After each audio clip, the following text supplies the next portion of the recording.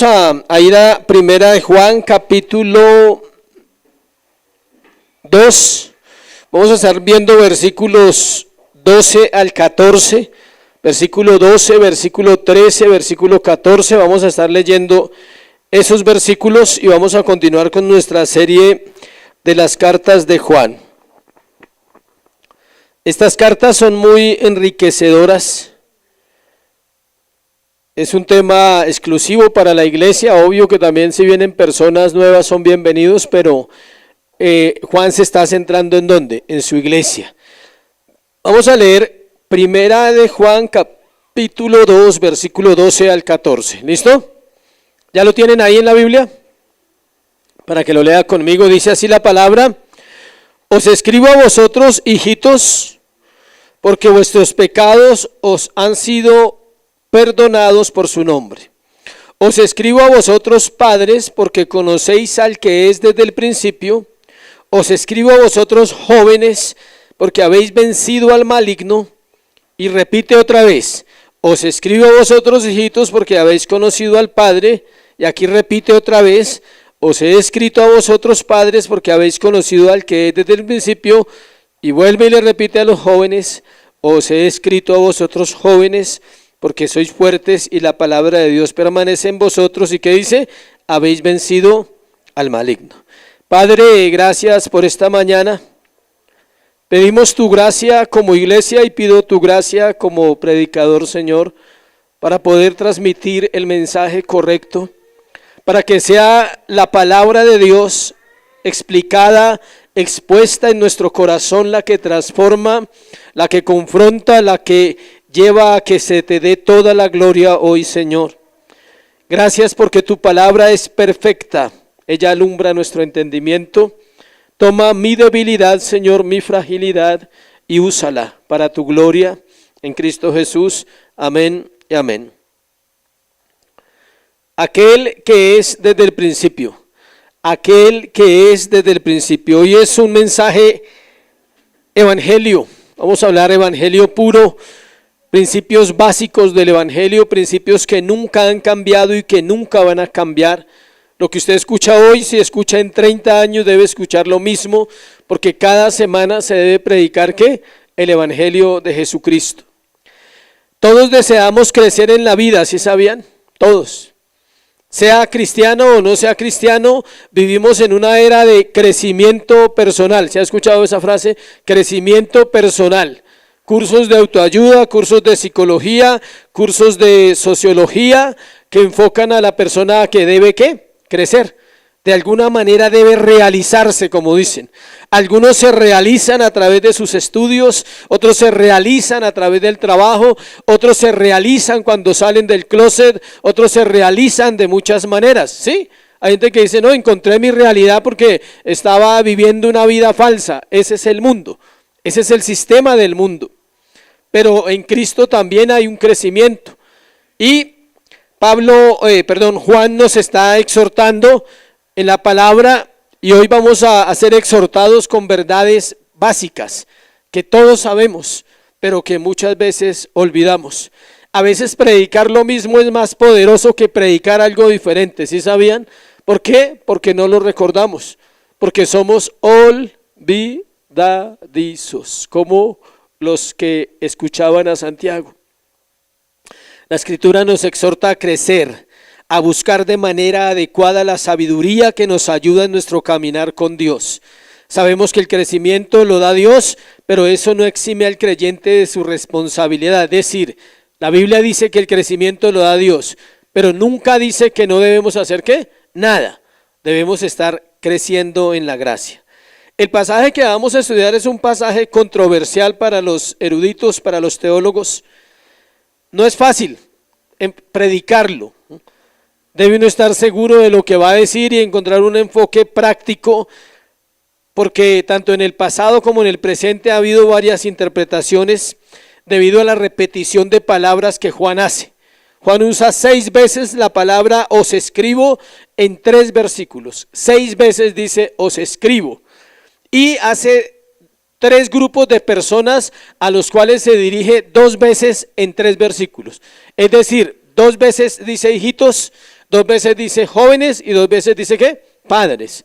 Eso es una estructura hebrea, es una estructura de escritura hebrea que si alguien va a predicar y no la tiene en cuenta, se va a perder en el pasaje porque tiene que saber eso y ubicar a las personas en que está hablando a un grupo de personas, valga la redundancia.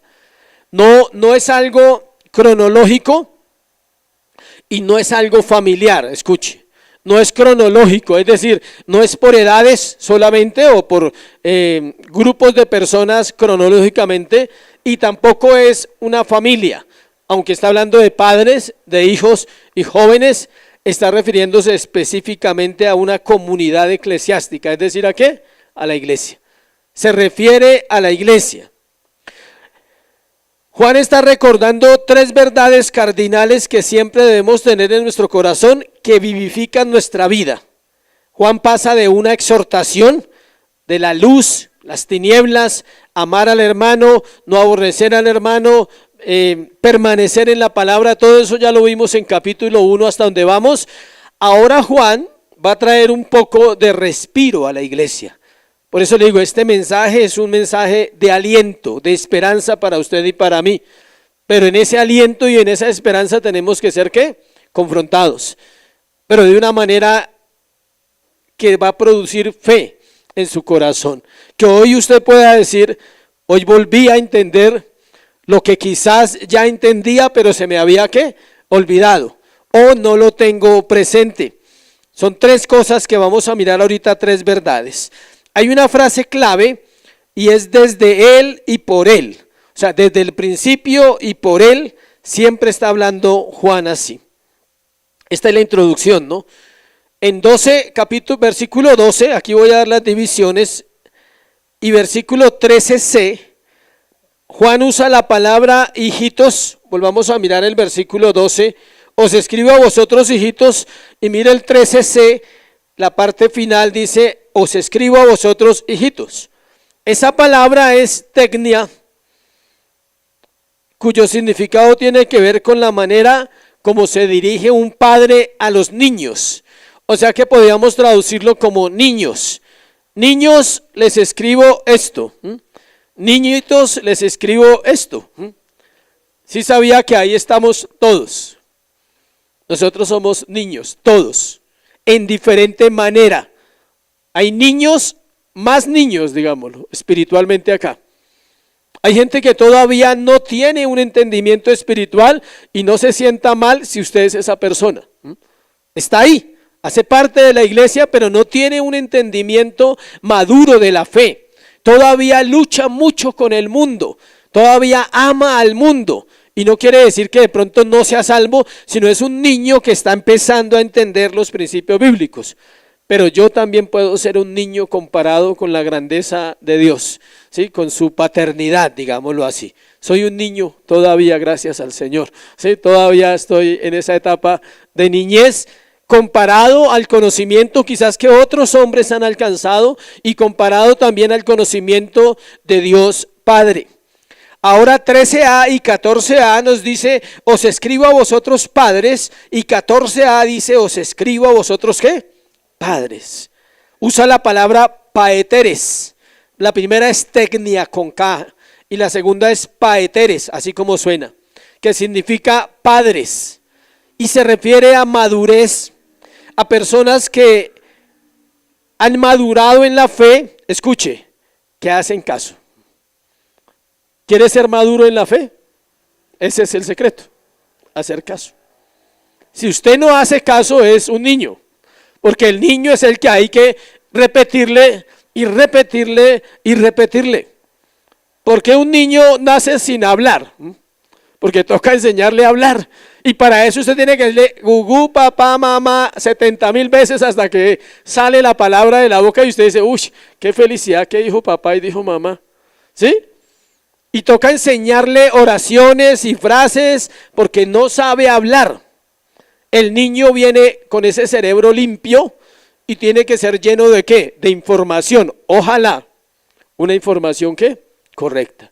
Entonces muchos son niños, pero cuando Juan está hablando de los padres está refiriéndose a personas que tienen fundamentos bíblicos en su vida, que toman decisiones únicamente basadas en la palabra de Dios, no en sus emociones, que aprenden a discernir, que tienen activa una vida cristiana de oración, de palabra, de servicio, de mandatos que se están cumpliendo constantemente en la vida cristiana. Eso es alguien maduro que hace caso al consejo, porque el consejo viene ¿de dónde? De la palabra. Y que muy difícilmente puede volver atrás. Los maduros pueden luchar, pueden tener muchas situaciones, pero su madurez está arraigada ¿en quién? En Cristo. Y luego dice versículo 13b, cuando dice os escribo a vosotros jóvenes, y 14b, os escribo a vosotros ¿qué? Jóvenes. Es necesario hacer esto para ubicarnos y poder entrar bien en el sermón, porque son las personas a las que Juan está hablando. Juan está hablando a toda la iglesia y estos jóvenes son personas, escuche, no son niños espirituales y están en el proceso de ¿qué? De madurar. Es decir, van bien. Los jóvenes espirituales, aclaro, de la iglesia, son las personas más fuertes, son los que más trabajan, son los que más hacen. A veces los maduros no hacen nada, ¿sí? Ya creen que saben todo y no hacen nada. Los jóvenes son la fuerza activa, así como los jóvenes en la sociedad. Ellos están en ese proceso, no han perdido ese amor, no han perdido esa fuerza, vienen creciendo y son una fuerza importante. El griego para jóvenes es neaniskoi con K, neaniskoi. Como le dije, estos grupos no son cronológicos y no se refieren a familias, se refieren a niños, jóvenes y padres espirituales. ¿Listo? En un sentido, todos somos niños, pero también hay jóvenes y también hay padres. Entonces nos vamos a centrar en los dos grupos mayores, jóvenes y padres. ¿Por qué? Porque todos somos niños. Nos vamos a centrar solo en esos dos grupos que es la iglesia. Dios creó al ser humano con una capacidad impresionante de aprendizaje. De ahí vemos el desarrollo de la humanidad en diferentes campos, la ciencia, el arte, la tecnología, lo que sea. Todo se lo debemos ¿a quién? Al cristianismo, a Dios y a los creyentes. Es necesario que la iglesia y aquellos que son creyentes, escuche, crezcan en el conocimiento de Dios de una manera integral. No cerebros que saben versículos y no los practican en la casa. No queremos cerebros de esa clase. ¿Listo? No queremos solo corazones que lloran por todo y que cuando tienen problemas no salen de sus emociones tampoco. ¿Sí me explico? No queremos cerebros, porque cerebros hay muchos en el mundo, hay científicos para eso. Y no queremos corazones, porque hay mucha gente herida porque no sale de ¿dónde? De su corazón. Es un equilibrio entre el amor y la verdad. O la verdad con amor. Eso le da el equilibrio al creyente. No estoy diciendo que no podemos llorar, estoy diciendo que tenemos que ser sabios y saber diferenciar nuestras emociones, nuestros pensamientos, nuestros sentimientos. Vamos a abordar el pasaje en 3 encabezados, no relacionados a hijitos, padres y jóvenes como usted está pensando en su cabeza, sino en las verdades que Juan está recordando a los niños, a los jóvenes y ¿a quién? A los padres.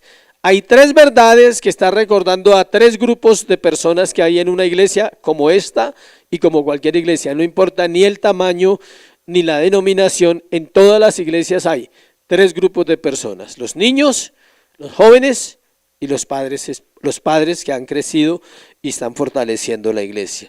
Entonces vamos a hablar de 3 cosas, se las voy a adelantar. La primera está en el versículo 12, la parte B, cuando dice que vuestros pecados os han sido perdonados por su nombre. Entonces vamos a hablar del perdón de pecados en su nombre. Esa es una verdad cardinal. Todos la saben, pero hoy se va a dar cuenta cómo la sabemos de mal, o cómo no la recordamos, o cómo no la valoramos, cómo menospreciamos el perdón de pecados. El otro punto, para que lo vaya anotando y vaya familiarizándose, es Él es el principio y el fin Y vamos a usar las mismas divisiones que usé para mostrar hijitos, jóvenes, padres y jóvenes. Y el tercero es, hemos vencido al maligno. Entonces vamos a arrancar con el primero, perdón de pecados en su nombre, versículo 12 y versículo 13c. Son las mismas divisiones que hice en la introducción. Cuando dice, os escribo a vosotros hijitos, y en el 13c dice, escribo a vosotros hijitos. Y lo primero que él escribe a estos hijitos, o sea, a todos, porque todos somos ¿qué? Niños. Entonces lo primero que nos va a recordar hoy el apóstol Juan o el Espíritu Santo a través de este texto es vuestros pecados, perdón de pecados en su nombre. El perdón de pecados en su nombre. Juan ha hecho un receso, él viene dando y estableciendo principios y confrontando las tinieblas, confrontando la luz, confrontando la inconstancia, la constancia, y ahora va a traer un refrigerio a la iglesia y dice, voy a recordarles 3 verdades que siempre hemos sabido y 3 verdades que son pilares en la vida cristiana. Y la primera es el perdón de pecados en su nombre. Él quiere animar a su audiencia recordando verdades fundamentales y esta es fundamental. Antes de mirar esa frase, recordemos que 6 veces dice, os escribo, lo cual da una importancia de la escritura, lo cual dice, tengan en cuenta que todo lo que necesitan ustedes para vivir y para hacer una vida cristiana verdadera está escrito. No hay nada nuevo debajo del sol, todo está desde Génesis a Apocalipsis. Eso es todo lo que un alma necesita. No solo para la vida aquí en la tierra, sino también para la vida eterna o vida después de la muerte. Esta verdad que vamos a hablar hoy es olvidada constantemente por la iglesia. Se vuelve un conocimiento nomás intelectual. Tú sabes que Jesús murió por ti en la cruz del Calvario, eso lo sabes, todos acá. No hay nuevos hoy. Estamos la iglesia. No hay nuevos, faltan algunos que no vienen y que uno no entiende por qué no vienen, porque hay esa inconstancia en el corazón de los asistentes, que deberían venir para recordar estas verdades tan importantes. ¿Sabe por qué? Hay una razón principal por la cual nosotros olvidamos.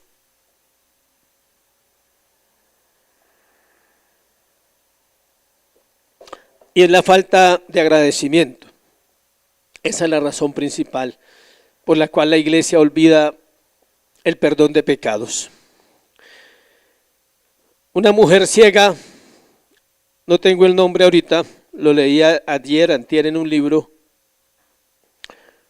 vivió 95 años, nació ciega, compuso 8,000 himnos para la iglesia. A la edad de 8 años hizo su primer poema, y no lo voy a leer, pero se lo voy a contar o a parafrasear o a decirle cómo fue la historia. A los 8 años hizo su primer poema y su primer poema decía más o menos así: Dios, te doy gracias por haberme hecho ciega, porque así nunca veré tanta maldad en este mundo.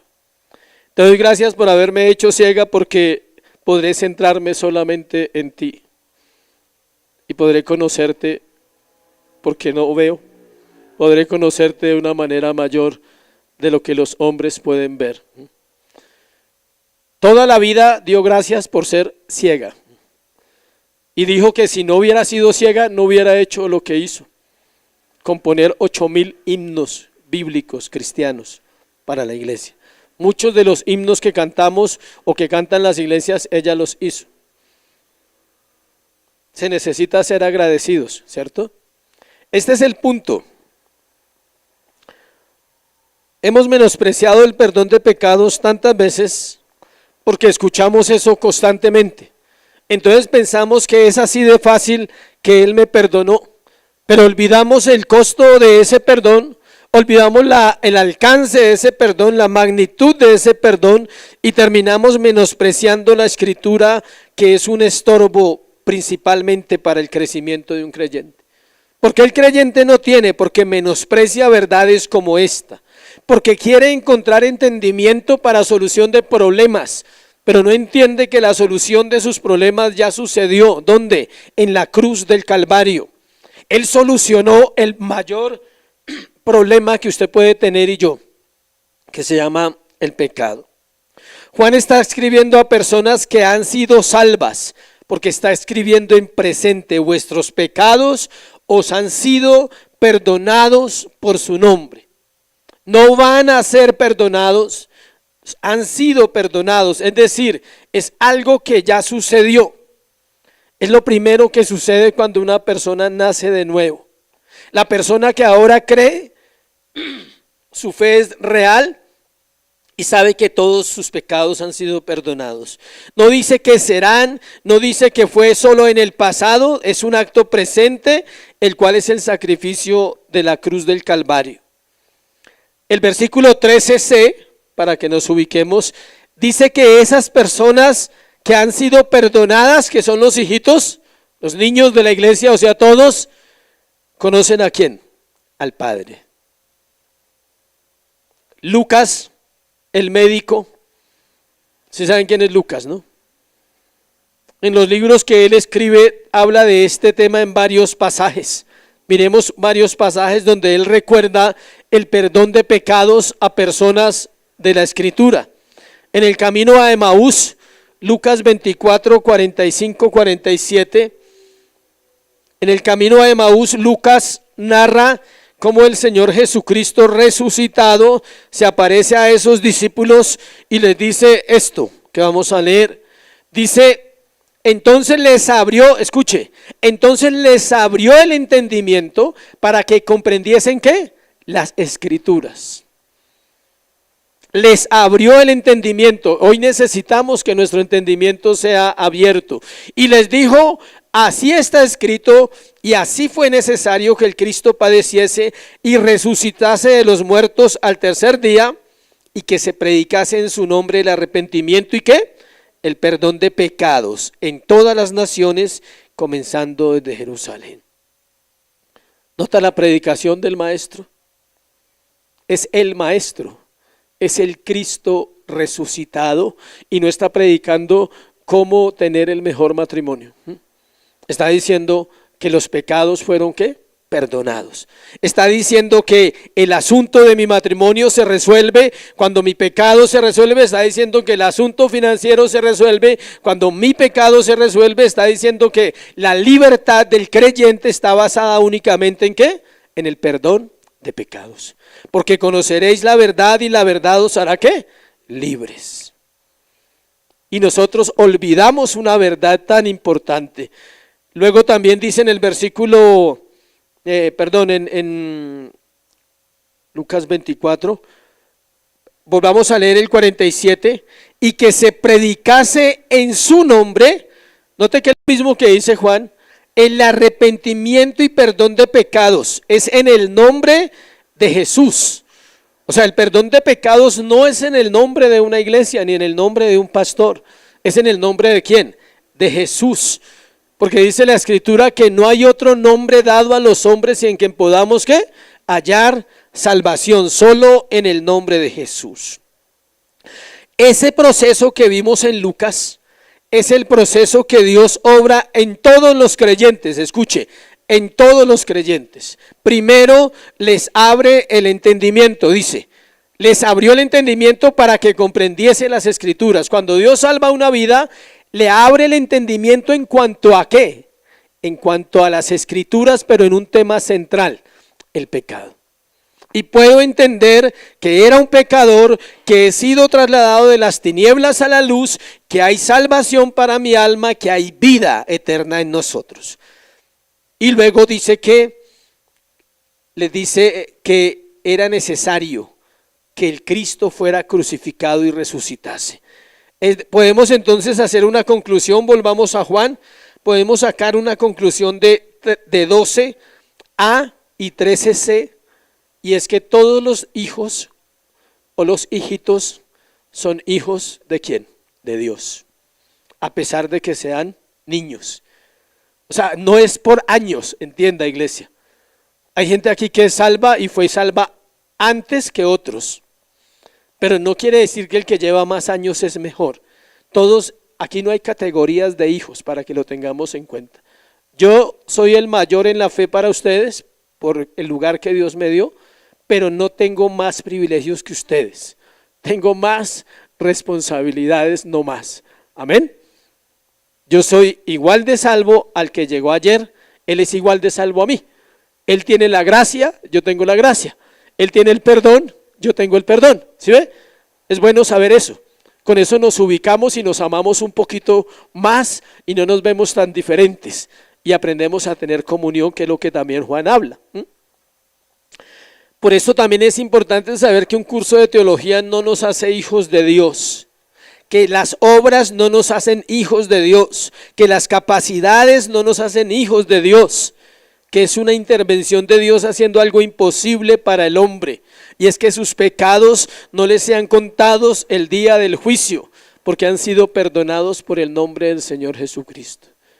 No sé si a usted le da alegría, pero yo siento mucho gozo cuando hablo del perdón de pecados. ¿Y quiere saber por qué? Porque pienso en los míos, no en los de ustedes. Pienso en los que Dios me ha perdonado. ¿Cuántos pecados te ha perdonado Dios? ¿Uno? Si pensaste esto, ya Dios te perdona eso, porque también eso es pecado. O sea, ¿sí? ¿Uno? Miles de pecados ha perdonado a su pueblo. Por eso en el Antiguo Testamento hay una figura de los corderos. ¿Cuántos corderos mató Israel durante miles de años y sigue matando? Millones de corderos fueron sacrificados. Porque Dios ha perdonado millones y millones y millones y millones de pecados. Pero lo más sorprendente es que envió al Cordero Santo. Y con un solo sacrificio hizo perfecto a los santos, a los llamados, a los elegidos. Juan está enseñando la seguridad de la salvación, iglesia. Está diciendo a aquellos que están empezando y a aquellos que están en la mitad y a aquellos que llevan más tiempo, sus pecados han sido perdonados. Eso es motivo de alegría. En el Antiguo Testamento encontramos pasajes donde el Padre, Dios el Padre en el Antiguo Testamento ha hablado de ese perdón. Miremos por ejemplo Isaías 1:18. Ese deberíamos sabérnoslo de memoria todos. Isaías 1:18. Que si tus pecados fueren ¿qué? Isaías 1:18. Dice, venid luego, llama, dice Jehová, y estemos a cuentas. A cuenta, dice, venga, ponga la cara y hablemos. Si vuestros pecados fueren como la grana, como la nieve, serán emblanquecidos, y si fueren rojos como el carmesí, vendrán a ser como blanca lana.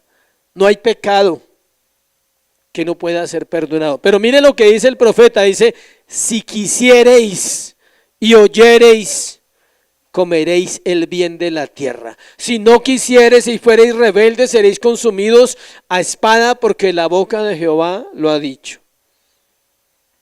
Vivir sin perdón es posible aunque ya he sido perdonado. Le explico.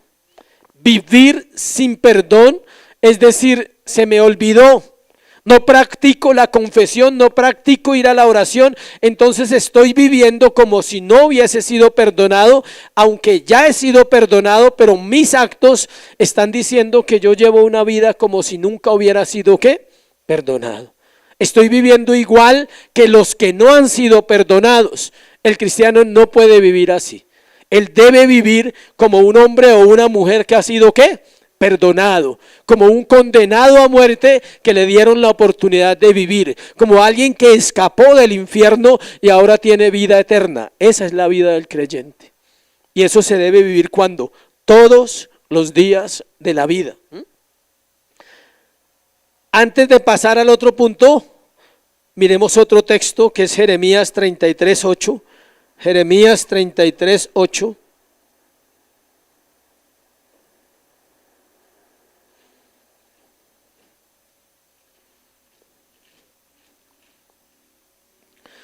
Dice el profeta Jeremías: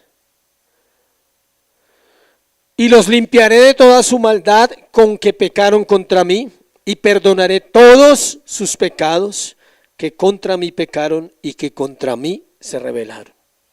Y perdonaré todos los pecados, dice el profeta. Está hablándole al pueblo de Israel.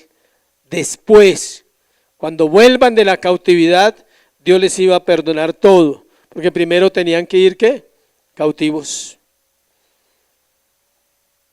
Un pecado, escuche, para que no se nos olvide, para poder entrar en el otro punto, porque a veces lo sabemos y ya no lo recordamos. Es la violación moral de la ley de Dios, 3 veces santo.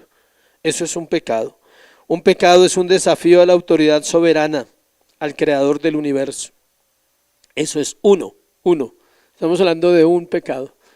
Y acá dice que todos los pecados fueron, ¿qué? Perdonados. Y estamos hablando solo de uno, no de todos los que usted y yo hemos cometido. Es una afrenta al dador de vida, es una contaminación de la creación que Dios declaró buena en gran manera. ¿Sí sabía que nosotros dañamos la creación con nuestros pecados?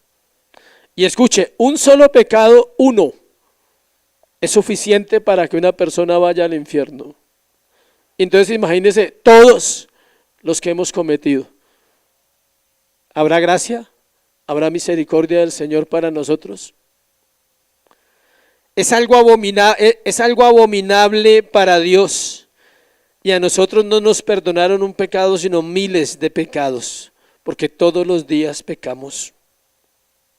Y no solo me ha perdonado miles de pecados, sino me ha perdonado miles de veces. Es algo difícil a veces de entender. El pecado no es algo que yo hago. Anote esa frase y subráyela. El pecado no es algo que yo hago, sino algo que yo soy. Soy pecado para Dios.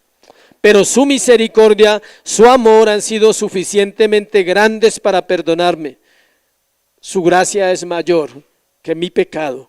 Su gracia está por encima de mí y por eso tenía que enviar a su Hijo, no solo para que muriera en la cruz, porque Él no solo muere en la cruz para perdonar pecados, sino que vive en mí para darme la capacidad de vivir una vida santa. Habacuc, dice el profeta, que Dios no puede mirar el pecado en sus primeros capítulos. Dios se hizo abominación para quitar lo abominable de nosotros. Nosotros éramos abominables a Dios y Él se hace abominable al Padre para poder quitar el pecado. Porque lo que para nosotros es de alta estima, para Dios es basura. Porque aquello que para usted es tan importante en la vida, Dios dice no sirve para nada, porque no te lleva a mí. Por eso todas las obras de los impíos, por buenas que parezcan, no glorifican al Señor. Ni las obras de caridad, ni el servicio social, ni las medicinas, ni nada de lo que el hombre haya alcanzado, va a llevar al hombre a la eternidad con Cristo. Solo esto, solo esta verdad te va a llevar a la eternidad. ¿Cuál? Tus pecados han sido perdonados. Es suficiente esa verdad para nosotros. Por eso Juan recalca que ellos conocen al Padre y nosotros lo pasamos por alto. Ah, sí, conocemos al Padre. Conocer al Padre no es poca cosa. Casi no hablamos de esa doctrina, ¿cierto? Las iglesias nos centramos en Cristo, Cristo, Cristo. Pero cuando el texto nos dice que hay que hablar del Padre, hay que hablar del Padre. Escuche, éramos bastardos y somos hijos. Por eso no es poca cosa conocer al Padre. Tú y yo éramos bastardos, éramos muertos y ahora vivimos, éramos huérfanos y ahora tenemos Padre, éramos esclavos y ahora somos hijos, somos suyos y Él es de nosotros. Porque cantaremos con el Hijo para siempre su amor y su verdad, la del Padre. El Hijo nos guiará en adoración eternamente al Padre. Él lo dice en los Salmos: anunciaré a mis hermanos en la congregación tu verdad. En el Nuevo Testamento Él vino a decir, yo vine a hablar las palabras que el Padre me envió. No hablo mis palabras, hablo las que el Padre me da. ¿Y sabe a qué vino Jesús a la tierra? A redimir a su pueblo para llevarlo al Padre. El famoso versículo. Jesús dijo, yo soy el camino, la verdad y la vida. Nadie viene al Padre si no es por mí. Ahora surge una pregunta. ¿Dónde quedó el amor? Escuche. ¿Dónde quedó el amor que teníamos cuando por primera vez entendimos esta verdad? ¿Usted se acuerda? ¿Usted se acuerda cuando Dios lo salvó? Cuando usted por primera vez tal vez se quebrantó en su corazón y dijo, soy un pecador y Dios me perdonó. Pero con los años vamos cambiando. Lea 2 de Timoteo 2:4 y va a encontrar otra razón por la cual olvidamos esta verdad. Una es la falta de agradecimiento, pero aquí hay otra interesante. 2 de Timoteo 2:4.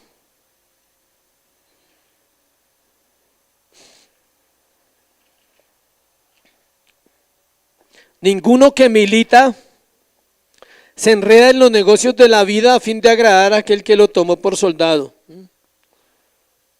Nos hemos enredado en los negocios de la vida y hemos olvidado a aquel que nos tomó por soldados y a aquel que nos perdonó nuestros pecados. Amén.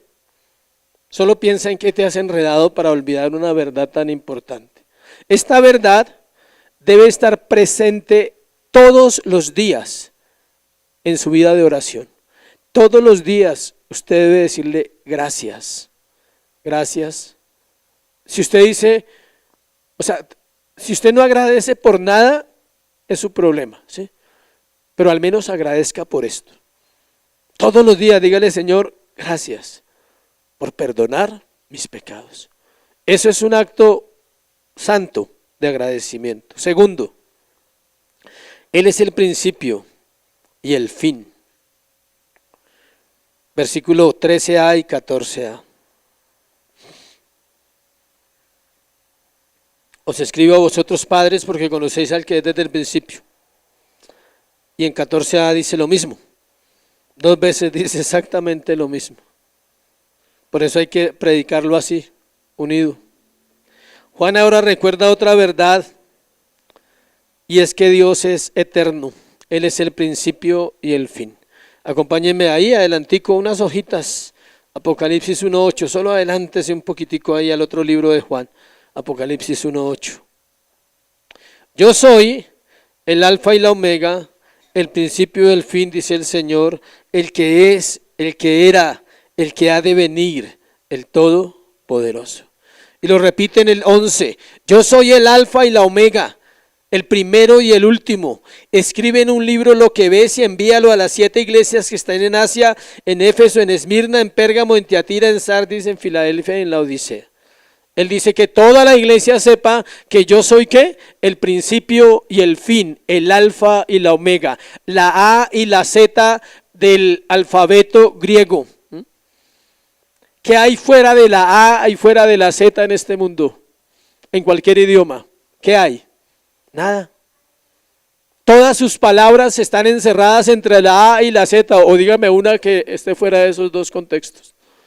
O dígame algo que usted tenga que hablar, cantar, hacer, construir, inventar, decir, que no tenga un contexto entre la A y la Z. No hay.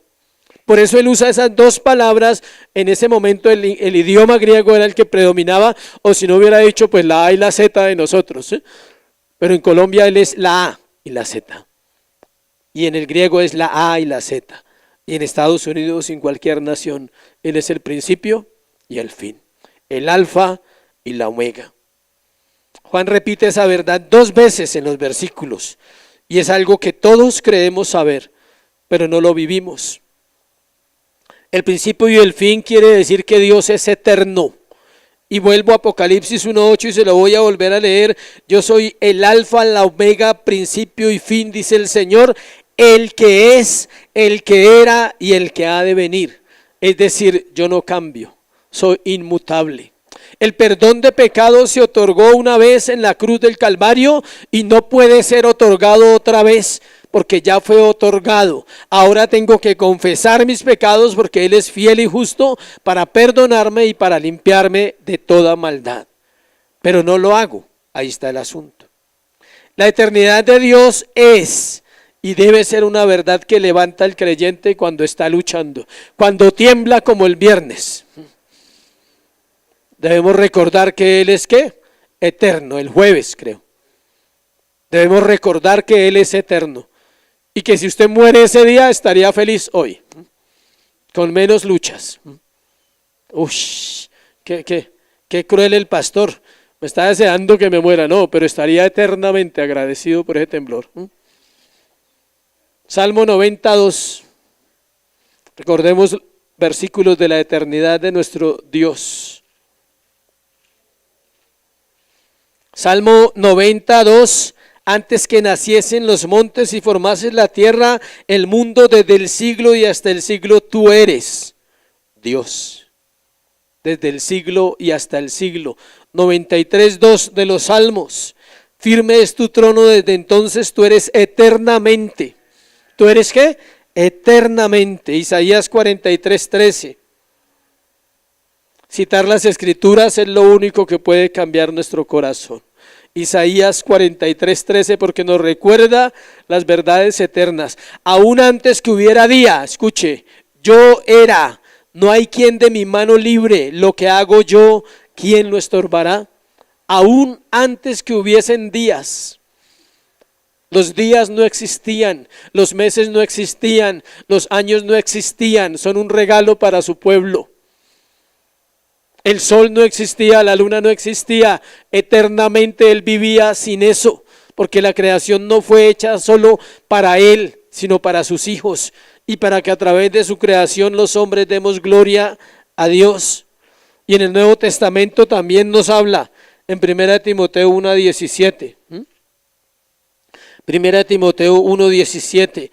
Por tanto, el Rey de los siglos, inmortal, invisible, el único sabio Dios, sea honor y gloria por los siglos de los siglos. Y el pueblo dice ¿qué? Amén. Ahí dice, amén. Así es. 6:16 de 1 Timoteo. El único que tiene inmortalidad, que habita en luz inaccesible, a quien ninguno de los hombres ha visto ni puede ver, el cual sea la honra, el poder, el imperio sempiterno. Amén. Ese es nuestro Dios eterno. Y son verdades básicas. Ah, sí, Dios es eterno, sí, pero ¿vives en su eternidad?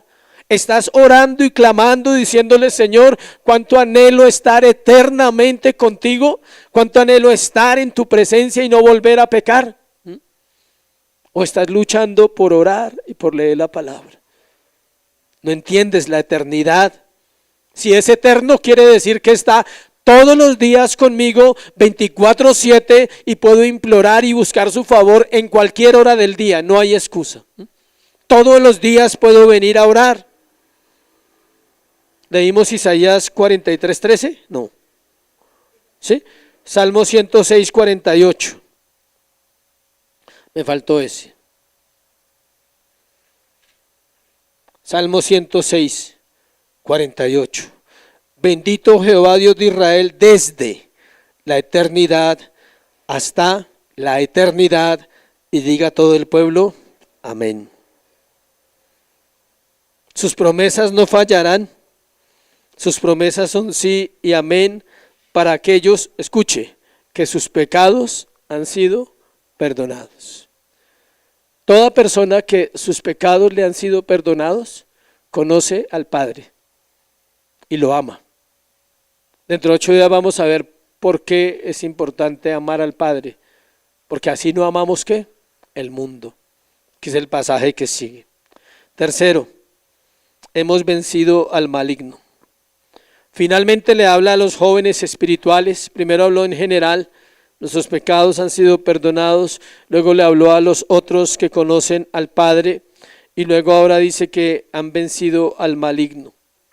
Escuche, antes de profundizar acá, en el segundo punto, en el versículo que citamos, estamos en Juan, quiere decir que las personas que son maduras logran entender un poco, algo poquito de la eternidad de Dios, porque es inescrutable ese camino, es insondable. O sea, ¿cómo, si a usted le dicen explíqueme la eternidad, cómo la podríamos explicar? No hay. Usted puede decir, no, Dios es eterno, sí, pero usted no le explicó nada a esa persona. No, es que la eternidad es ¿desde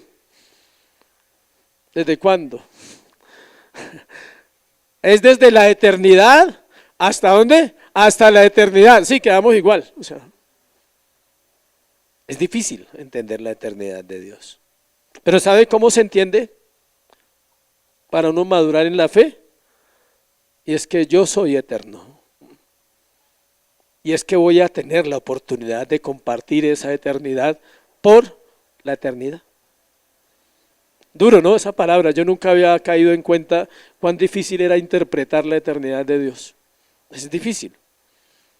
Por eso los salmistas y Pablo y todos estallan en adoración, dice, oh, cuán grandes son tus caminos, oh Dios, dice, inescrutables tus caminos, inescrutables tus riquezas, dice, tal conocimiento es demasiado alto para mí, no lo puedo comprender.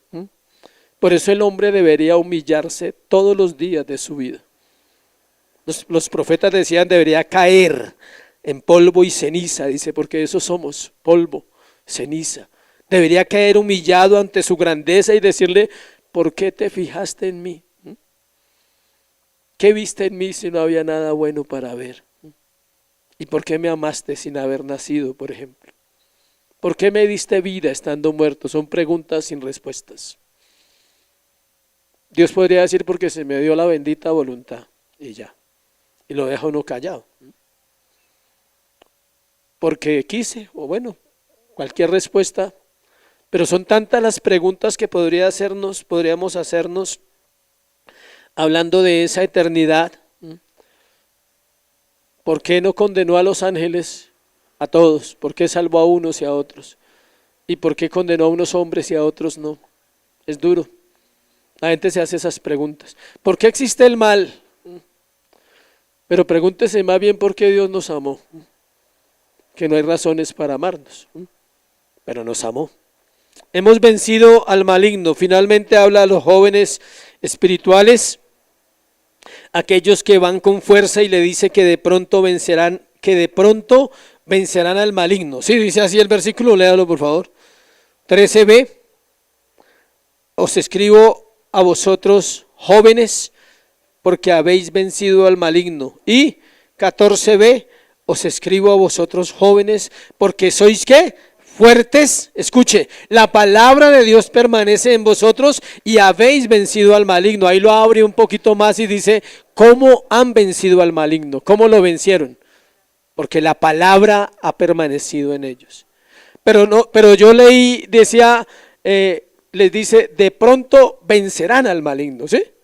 Dice así, no, han vencido. ¿Y cómo han vencido si no han luchado? Porque alguien luchó antes, y es Cristo. Apocalipsis 12:11, acompáñeme unas hojitas ahí, adelantico. Y ellos, está hablando de los santos, le han vencido por medio de la sangre del Cordero, a quien, a Satanás, y de la palabra del testimonio de ellos, y menospreciaron sus vidas hasta la muerte. Dice, por lo cual alegraos cielos y los que moráis en ellos. Ay de los moradores de la tierra y del mar, porque el diablo ha descendido a vosotros con gran ira, sabiendo que tiene poco tiempo. Los estudiosos dicen que al final de los tiempos habrán manifestaciones más fuertes del mal. Y creo que estamos en los finales de los tiempos. Vamos como Sodoma y Gomorra. Vendrá el tiempo en que en la calle tendrán relaciones, y ya existe ese tiempo donde los hombres tienen relaciones con hombres y mujeres con mujeres en la calle. Ahora lo hacen de noche, pero vienen tiempos donde lo van a hacer públicamente y nadie podrá decir nada. Porque están tiempos de ¿qué? De oscuridad, de maldad, donde se aprueba la pedofilia. Hay países donde ya se ha aprobado la pedofilia, ya está aprobada en varios países. donde un hombre puede tomar una niña de 8 años y tiene que casarse con ella y se puede casar con ella. Eso ya existe. Estamos en tiempos así. Y es bueno hablar de esto porque la iglesia necesita despertar, la iglesia necesita dejar de temer, dejar de adorar a Satanás con el temor.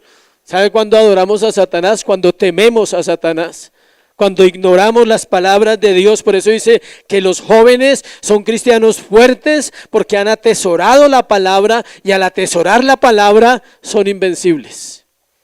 Nosotros somos invencibles. Pero Pablo dice frágiles, débiles, no somos nada. Pablo dice no somos competentes para este ministerio. Ninguno es competente para ser cristiano aquí, ni usted ni yo. Somos capacitados ¿por quién? Por el Espíritu Santo, para ser creyentes. No les dice que ya lo han vencido, les dice que ya lo han vencido, no es algo que sucederá, es algo que ya sucedió. Y hemos vencido por la sangre y por la palabra. Cristo derrotó a Satanás. Acompáñeme a 1 Juan 3:8 ahí mismo, por favor. Note cómo empieza. El que practica el pecado es ¿de quién? Del diablo. Porque el diablo peca desde el principio. Pero la noticia es esta. Para esto apareció el Hijo de Dios, para deshacer las obras del diablo. Dice el versículo que las va a deshacer mañana. No, que apareció hace 2000 años para deshacer las obras de Satanás en la cruz del Calvario. Él lo derrotó. Es la promesa de Génesis 3:15 que de la mujer nacería uno que le aplastaría la cabeza a Satanás, y esa simiente venía de Abraham y tenía que nacer de una mujer y tenía que nacer bajo la ley para que fuera realmente algo impresionante. Ningún hombre podía hacerlo, solo un hombre llamado Jesús, porque era Dios. Entonces su muerte fue mi muerte. Su victoria es mi victoria.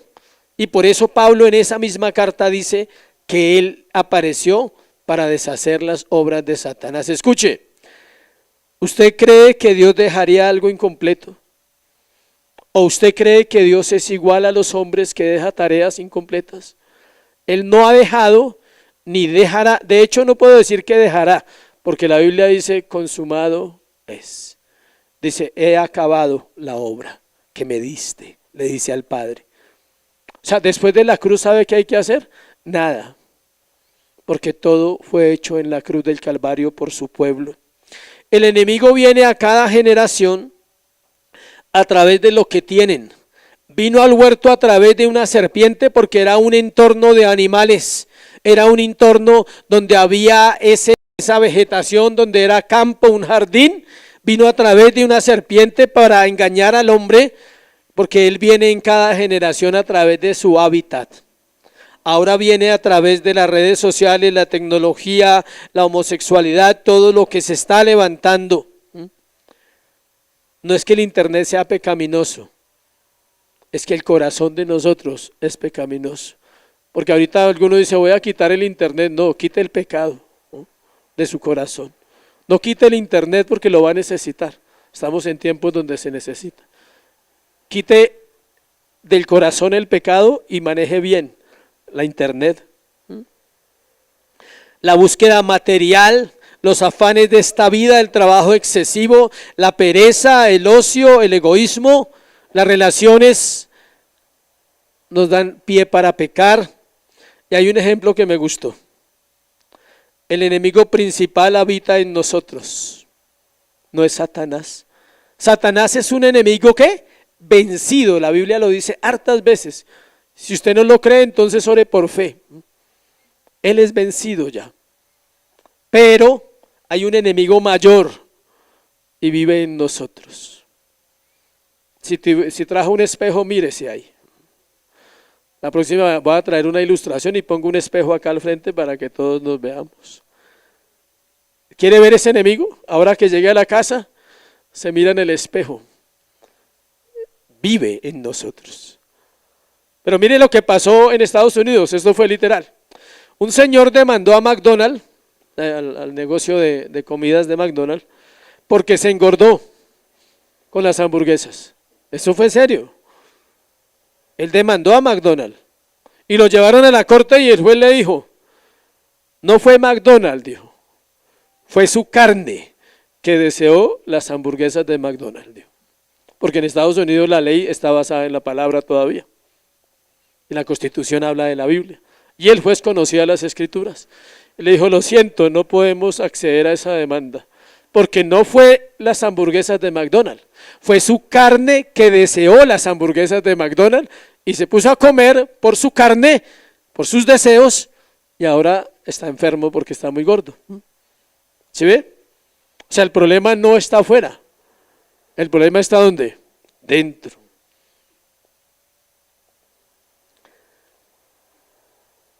Las ofertas, escuche esto, Satanás nos presenta las ofertas. Todos los días hay ofertas en el reino de Satanás. Como los mensajes que llegan a tu celular, 30% y 40% de descuento con tarjeta de crédito y uno feliz. O llama allí y te desembolsamos 15 o 20 si los necesitas para libre inversión. Ya, trasfillá, dijo, ¿sí? Pues Satanás está en la época moderna. Él tiene ofertas, todos los días hay ofertas, al 30, al 50, al 100, usted escoge. Satanás nos presenta las ofertas, escuche, pero es mi carne que las compra, es mi carne que las desea. Él es un presentador de ofertas a individuos que tienen deseos. Nosotros somos individuos con deseos y Él todos los días presenta buenas ofertas. Solo hay una manera, el problema no es a través de qué personas vienen las ofertas, que ahí está el otro punto.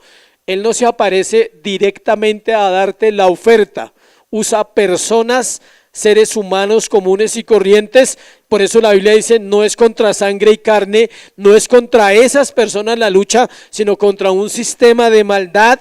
Y Juan está hablando muy claramente de eso, porque en el siglo I ya se había levantado un sistema de maldad llamado gnosis, que es conocimiento. Eso quería la gente. Y hoy estamos en la gnosis. Todo el mundo quiere conocimiento, ciencia, cosas fáciles, tecnología, 3 clics y 20,000, ¿sí? Algo así. Todo el mundo quiere eso, facilito. Solo hay una manera para vencer al maligno y es permanecer en la palabra, nos lo está diciendo Juan en el versículo 14. Dice, y en el Salmo 119 dice, ¿con qué limpiará el joven su camino? Guardando la palabra de Dios, con guardarla. Todo el que consume la palabra, se deleita en la palabra, vence al maligno. Los que no lo hacen se deleitan en el mundo. La palabra nos señala el camino, nos muestra los tropiezos que Satanás pone y nos lleva a deleitarnos en Dios y no en el mundo. Los que consumen la palabra y la aplican son vencedores. Los otros son ¿qué? Vencidos. Por eso hay tanto cristiano en derrota. Por eso hay tanto cristiano en pecado. Por eso hay tanto cristiano oprimido, tanto cristiano luchando por ser santo. ¿Por qué? Porque no consume la palabra. Porque estamos en un siglo de ¿qué? Consumo, todo es consumo.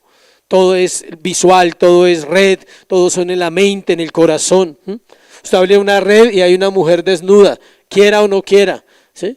Ya hay gente, parece que no tuviera plata porque no usa ropa, o sea, ¿sí? La gente está pobre, no usa ropa las mujeres. Entonces, esa lucha es la lucha diaria del enemigo. No luchamos contra un enemigo todopoderoso, eso es una buena noticia. Luchamos contra un enemigo ¿qué? Vencido. El diablo sabe que yo sé que él sabe que yo sé que está vencido. Apréndaselo, es fácil. El diablo sabe que yo sé que él sabe que yo sé que está vencido. Él sabe eso. Y tratará por todos los medios de trabajar en esas personas maduras para que no puedan avanzar y pueda detener la obra de Cristo, lo cual es imposible. ¿Se acuerdan que dice la palabra? Que si fuese posible engañaría aún a quién. Pero si fuese posible, dice la palabra, eso nos da esperanza. No es posible que nos engañe. Pero el cristiano inmaduro, el cristiano débil, tropieza y tropieza y se raspa y se cae, pero en su misericordia el Señor le va ayudando. Todo esto que estamos compartiendo es en el nombre de Él. Fuimos perdonados por su nombre. Él es el principio y el fin, eternamente su nombre permanece para siempre y hemos vencido al maligno por el poder de su palabra y en su nombre le hemos vencido. Dios ha garantizado nuestra victoria. Es por su nombre que somos vencedores y ya no somos bastardos, somos hijos de Dios. Segunda de Timoteo 1:9.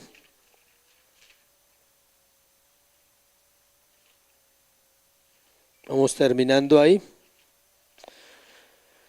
Segunda de Timoteo 1:9, quien nos salvó y llamó con llamamiento santo, no se le olvide eso, no conforme a nuestras obras, sino según el propósito suyo, y la gracia que nos fue dada en Cristo Jesús antes de los tiempos de los siglos. Es una victoria anunciada, es una victoria proclamada, es una victoria conquistada, es una victoria consumada. Y es una victoria en la cual usted y yo podemos vivir. Por eso dijimos que era un mensaje de esperanza, no era un mensaje de condenación. Dios no está condenando a nadie hoy, porque nos está diciendo que nuestros pecados han sido ¿qué? Perdonados. Nos está diciendo que Él permanece eternamente con nosotros y nos está diciendo que hemos vencido al maligno. Por eso debemos adorar la iglesia, vivir para proclamar su gloria. Vivimos para servir a otros que apenas empiezan o no conocen al Señor. Isaías 35:6. Cerramos ahí y vamos a las aplicaciones. Este es un pasaje hermoso. Isaías 35:6. 35:3, perdón. Fortaleced las manos cansadas, afirmad las rodillas endebles. Decida los de corazón apocado que Dios ha perdonado. Decida los de corazón apocado que Dios es eterno.